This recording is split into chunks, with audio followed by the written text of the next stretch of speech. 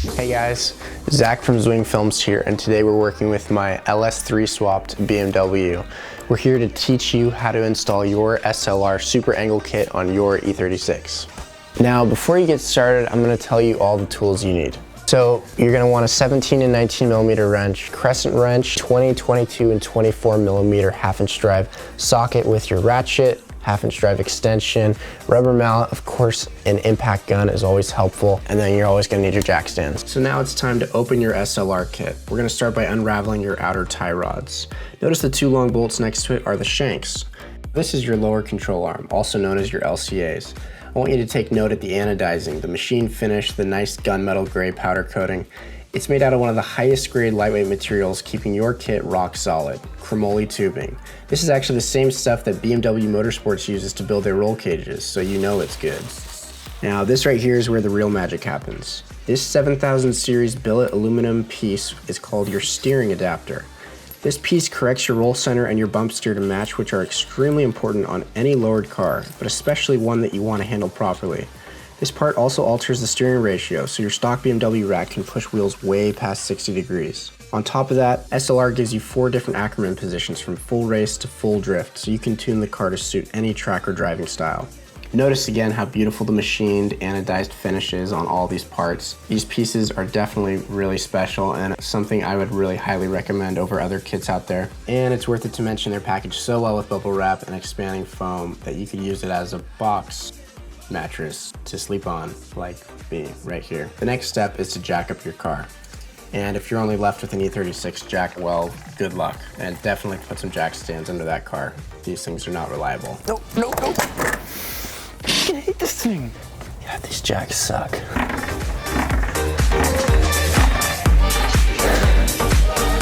All right.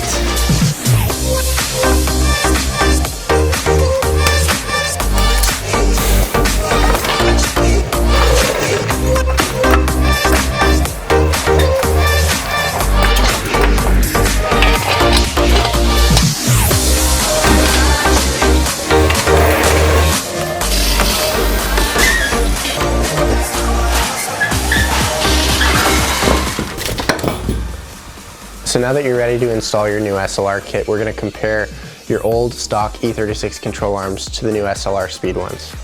Now the first difference I want to point out to you guys is the sway bar bracket. SLR actually encourages you to run your front sway bar, which I think is pretty unique. Another thing to talk about is obviously the difference in length between these two. The SLR kit obviously has a much longer lower control arm. And something else to discuss is on your stock E36 arm, you have a ball joint where over time, if this rubber boot rips and grease leaks out, gives you unnecessary play and wears out. Whereas on the new SLR arm, you have a Heim joint, which has less play, is sturdier, and overall is just better. Something else I want to note is your F-cabs. This is the SLR aftermarket F-cab, also known as your front control arm bushing. The benefit to these is header clearance, especially for a V8 application. I have, like I said, an LS3, and this gives me good header clearance.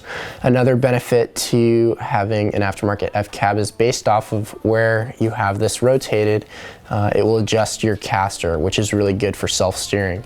And basically what that does is it adjusts where your outer Heim joint is positioned. And with that being said, we're going to get into the install. Now take a look at your steering adapter again. They all come pre-assembled. The guys at SLR make it pretty easy to install. We're only going to be installing the driver's side on this car today. For time's sake, let me show you how to put this on. Note that in between these two cones, this bolt is going to go in between your LCA outer Heim joint. We're going to set this to the side for now. Because right now we're going to mount the steering adapter to the knuckle. One other note is depending on where you adjust this lower cone into these corresponding holes, it will adjust your Ackerman. So to begin the install of the steering adapter, take your bolt, put washers on both sides. This is closest to your outer tie rod.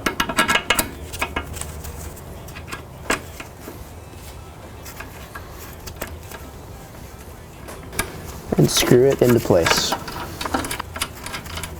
Now that you're ready to install your lower control arm, I like to put on the F-cabs first, and before I do that, I like to grease this up a little bit.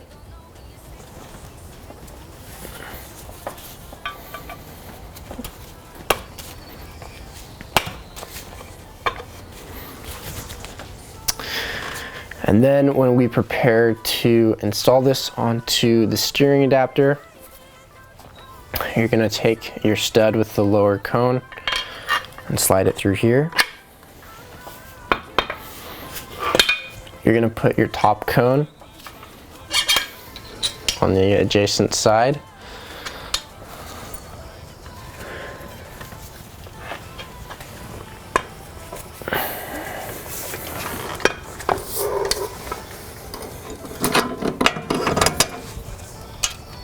Place your washer on top and then the nut.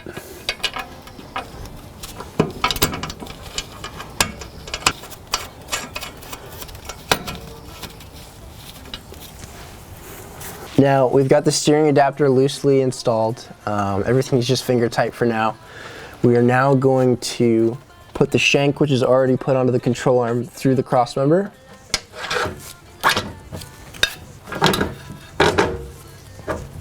And we're going to take a nut and screw it on the top. Now usually you're not going to have this much flexibility where your right hand can just go through the back of the crossmember because of the stock motor mounts. So what you're generally going to do to tighten this is you're going to put a wrench right on top here. You're going to get the thread started from the bottom, and you're just going to tighten this down here. Your next step is to pivot your control arm on its axis while moving the hub out and maneuvering your F-cab into place. Once you've got it lined up, you're going to take your rubber mallet, start hammering it on, and take your 17mm bolts. Now that your lower control arm is in place, you're ready to start tightening things down.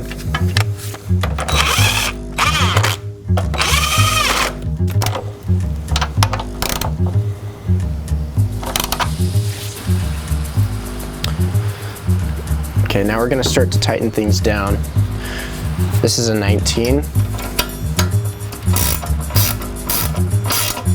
Now, when installing your outer tie rod, you're going to want to make sure to leave 10 threads on your outer heim joint so that you have maximum wheel clearance and sway bar clearance.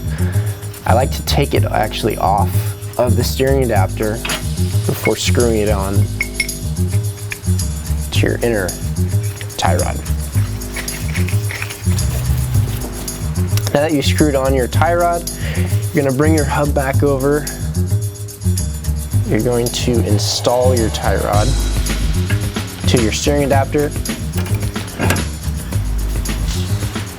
Take this piece, put it back in the same order that it was taken off, back on, give it a little shake, take your nut, go ahead and install it. This is going to be a 19. Now you're going to take your 19 and tighten your outer tie rod. You're going to want to tighten this before the inside of your control arm so that your cone that slides into those holes is securely tightened.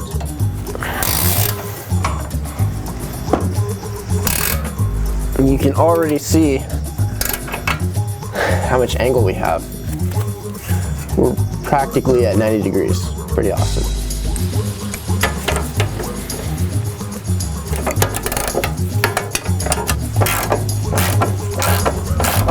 Now, after you've tightened your control arm, you're going to notice a gap in between the top of your LCA and the bottom of your crossmember.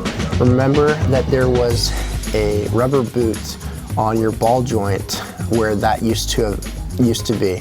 This gap is actually necessary and normal, so there's no need to freak out if you think it should be tighter. So now that you're all finished, go ahead and put your wheel back on.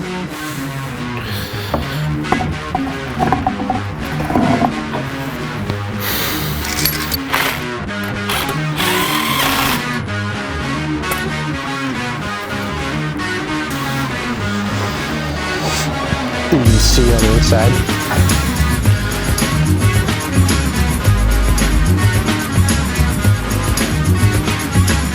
So I want to say big thanks to Sean. I hope this video better illustrates to you guys how to install your SLR angle kits. If you have any questions or comments, you can reach out to me or Sean. And it's, I think, 4:30 a.m. right now, so yeah, we're gonna go to bed. Thanks for watching.